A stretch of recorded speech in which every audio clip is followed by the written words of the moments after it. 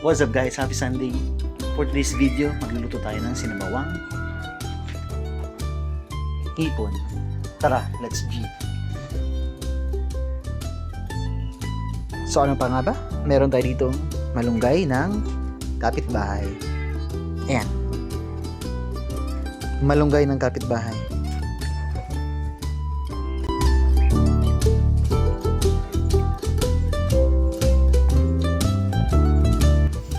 So guys, buti na lang may nakukuha kami ng malunggay dito sa kabilang bahay.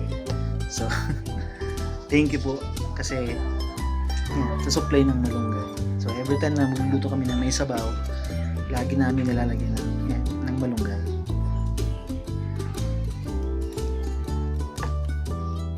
Hello! Hello! So magpakulo na tayo ng tubig. Ayan.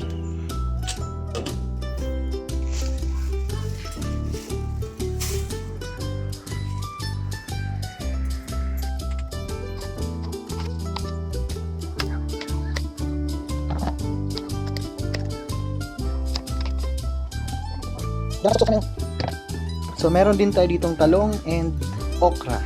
Ayan. Kasama natin yan sa sinabawang hipon with malunggay.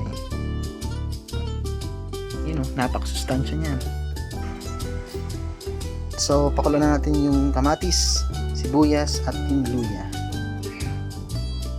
Lagyan din natin ng asin. Ayan. Hintayin natin kumulo ulit and ilalagay na natin yung hipon. Yun. Pwede natin ilagay yung hipon. Ayan. So, nabili natin to ng 200 pesos guys. Napakamahal. 400 yung kilo. So, kumuha lang tayo ng kalahating kilo. So, ayan. Marami na din siya. 200 pesos.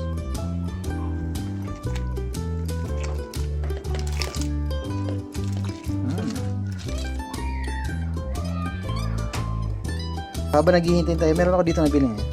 Ayan o. Arroyo. Tikman natin tong arroyo. 10 pesos ang isa.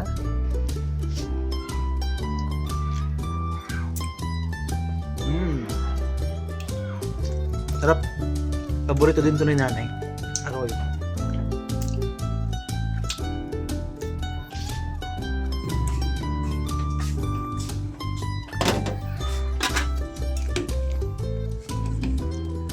Paminta.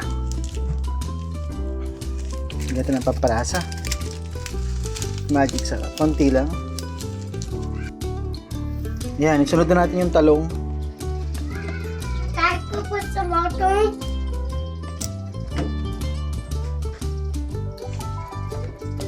Nanay, put some water. Tapos sunod yung okra mamaya.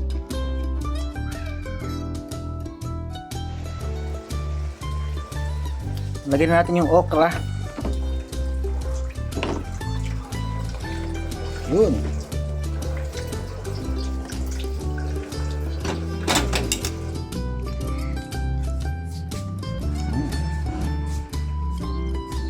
Takpan ulit natin. Yan. So malunggay na lang yung kulang. And luto na ang ating sinabawang hipon. Yan o. Daming gulay niya, no? May talong, may okra, and syempre may malunggay. Lagyan natin yung malunggay, guys. Yun.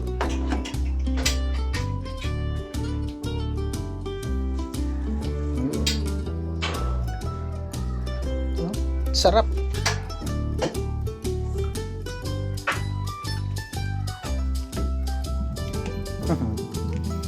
Gaganahan ito si nanay kumain. Ayun o.